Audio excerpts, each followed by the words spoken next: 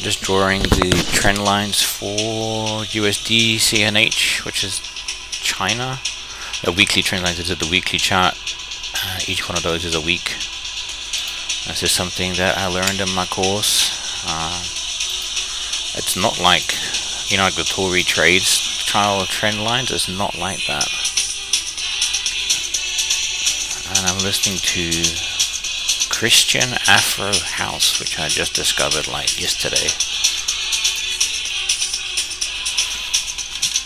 So the guy said just take the most significant high and join it to the next most significant high. And that's what I'm doing. And it looks crazy, like just like Tory Trade says, it looks crazy on the when you're zoomed out to the weekly. But when you zoom in, it's actually really useful. Can I get that onto there? And it's not supposed to go through any body, so you see there it's going through that, so I might just move it up to here. It's not really going through it, I'll just leave it. Lock. So I did a trade on this, well, I missed out on a trade on this at 6:30 last night. It triggered the 15-minute head and shoulders, or inverted head and shoulders, and would have been 2 to 1. I don't think I can join those two, but I can join some more top ones. Maybe those two, and maybe this one and that. So after I draw the weekly trend lines, I put them in a group here.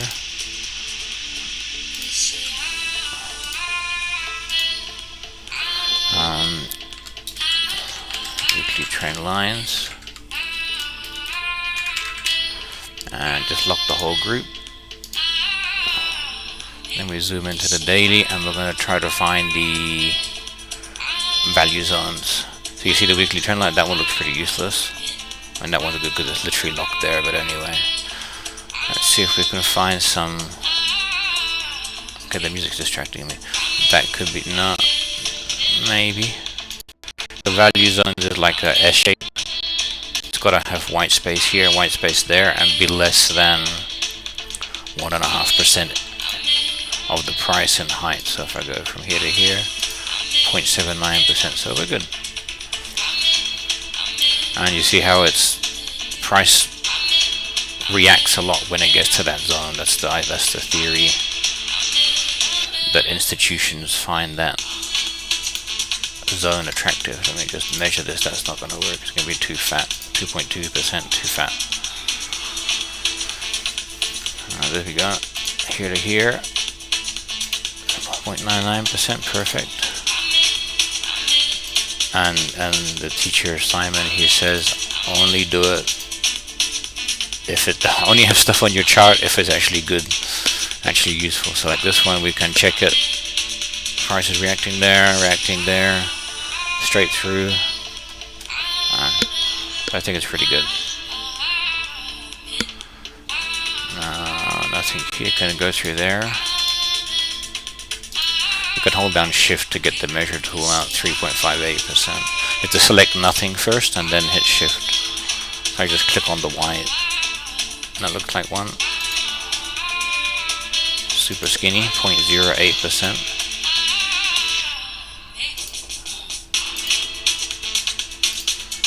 Is it reacting there? Look, it's reacting there. Great.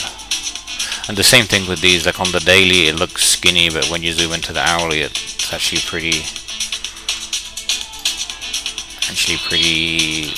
fat. So this one's not legit because it doesn't have any white space.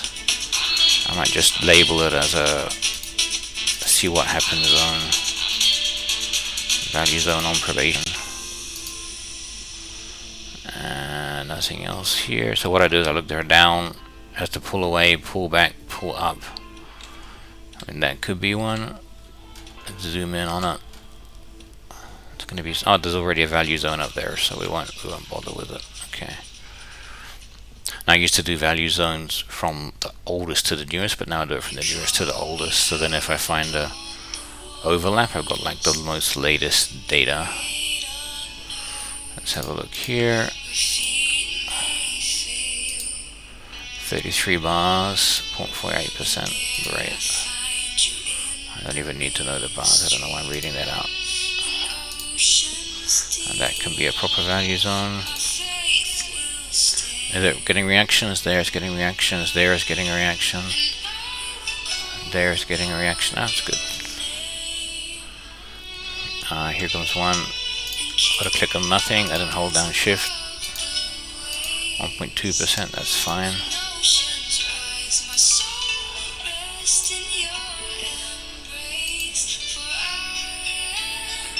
Yeah, it's getting a reaction on the bottom there. Never hits it again. Let's have a look at the past. Straight through it, touch. Looks pretty good. Okay. That one's too fat. That looks like one there. Also has a weekly trend line going right through it, which is interesting.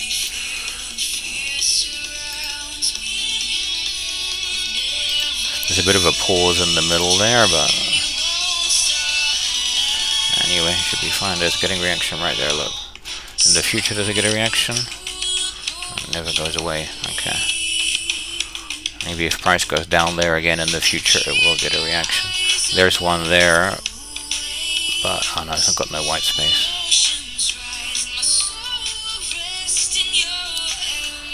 Everything looks good.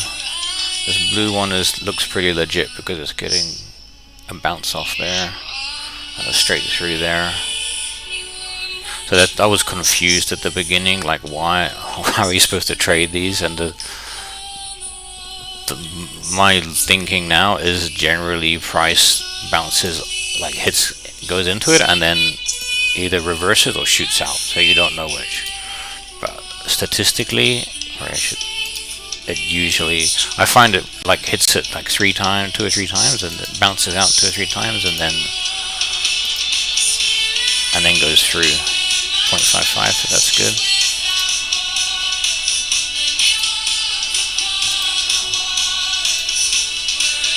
It's a big one. Well, it feels big, but and it's got reactions there. Does it have reactions in the future? Like all the way along it?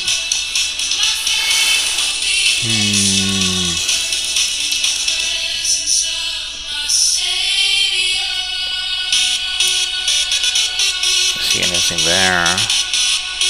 Now right to the beginning, so that's great. We'll just hold down shift, select, group, value zones, and lock them. And now we go down to the 4 hour. I'll go to the end. And I'll show you the 15-minute that I missed out on. It's like here. I've already deleted it, but it's like see a shoulder, head, shoulder, went up to profit. Went up to there anyway. Would have been good if it matched that. Okay, now go to the 4 hour and look for head and shoulders, and draw the 4 hour necklines. Simon says this is not needed, so he didn't put it in his course, but he does it, so I'm copying him. There you go, shoulder, head, shoulder, and then down to profit.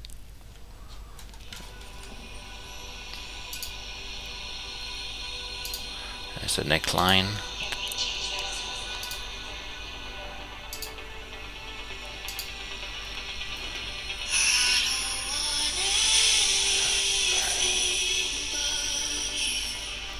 It's a head and shoulder that doesn't go to profit.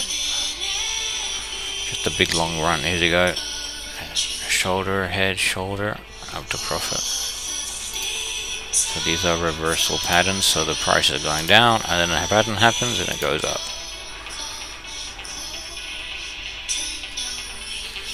Doesn't always happen. There's a kind of a reversal, but is it a head and shoulder? I mean, you could do that as a shoulder, head, shoulder. Yeah, why not?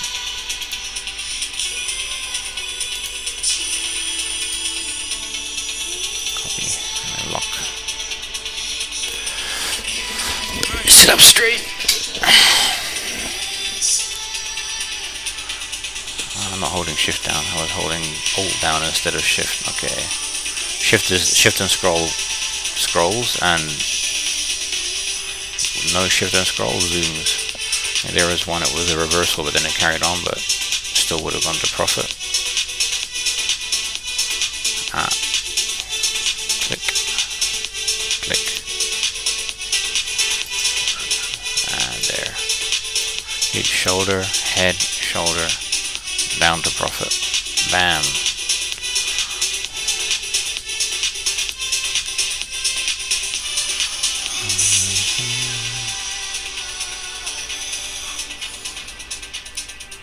There's another one.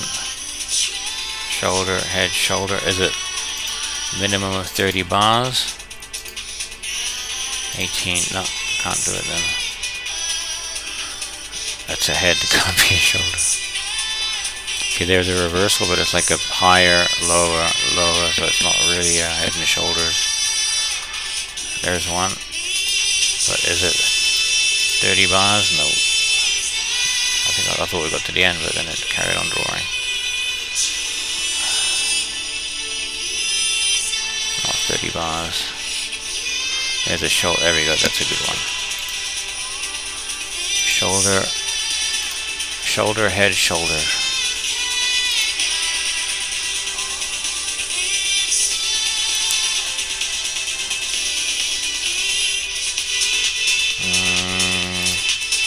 Click on nothing, measure,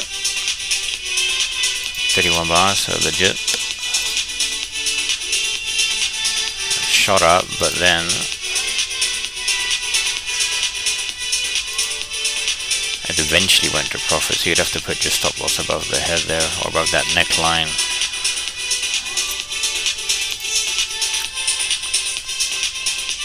Shoulder, head, shoulder, and then a gradual decline. Oh, it's like a Quasimodo one, look. Or you could probably draw another neckline up there. Treat that as a shoulder. But then is it a legit 30 bars? 32, yeah. And you could also draw a neckline there. Probably not, because that shoulder is higher than that shoulder. So you could have got double profit there. Look. So you would go short there and go down to here, and then another head and shoulders down all the way to the end. Here's the long head and shoulders, shoulder, head, shoulder. So it doesn't, I found that the trade doesn't actually happen right where the shoulders are. It's too short, I have to go here. But you see, it's like this is the top, and then eventually it goes down. Although theoretically the length of the trade from here to here, from the here to here, that means the trade ran out of energy there, so you should get out there, but in this case it carried on down and then did some weirdo stuff. How many of these are we gonna do? I don't know. If I only do the most recent of these, like how far have I gone to 2021, that should be enough. So these are all 4-hour necklines. 4-hour necklines. And locked. So now that's done. Yay. Thank you for watching my video. How do I exit? There is it. There.